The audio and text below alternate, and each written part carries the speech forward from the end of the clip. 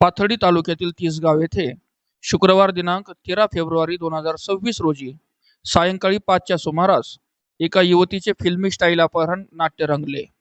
शिरापूर तालुका पाथर्डी येथील युवती काही कामानिमित्त तिसगाव येथे आली असता मेन रोडवर गाडी थांबवून काही महिला आणि तरुणांनी या युवतीला स्कॉर्पिओ गाडीत बळजबरीने टाकून अपहरण केले.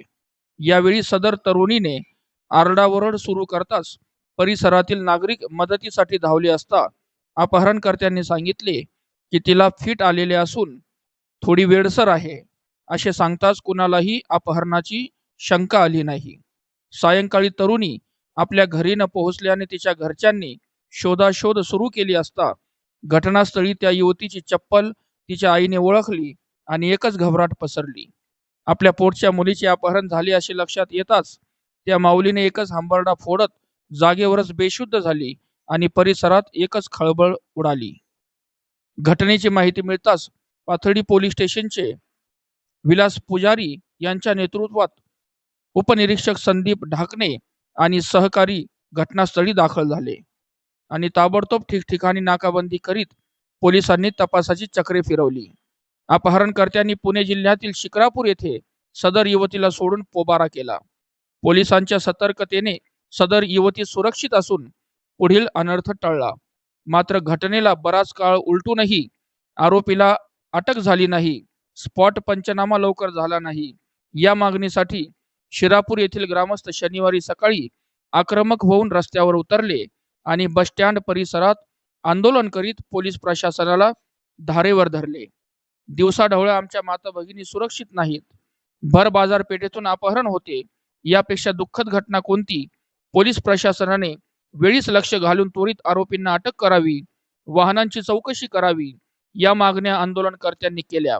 याला उत्तर देत पाथर्डीचे पोलीस निरीक्षक विलास पुजारी यांनी सांगितले की आमची एक टीम आरोपीच्या मागावर असून लवकरात लवकर आरोपींना अटक केली जाईल अशी ग्वाही दिली. यानंतर आंदोलन स्थगित करण्यात आले. या प्रसंगी शिरापूरचे सरपंच नितीन लोमटे, चेअरमन भाऊसाहेब बुधवंत, युवा नेते कुशल भापशे, पोपट लोमटे, सचिन पवार, बाबा लोमटे, संदीप लोमटे, बापूसाहेब कुटे, नामदेव शिंदे, कल्याण शिंदे यासह शिरापूर आणि तिसगाव परिसरातील नागरिक मोठ्या संख्येने उपस्थित होते.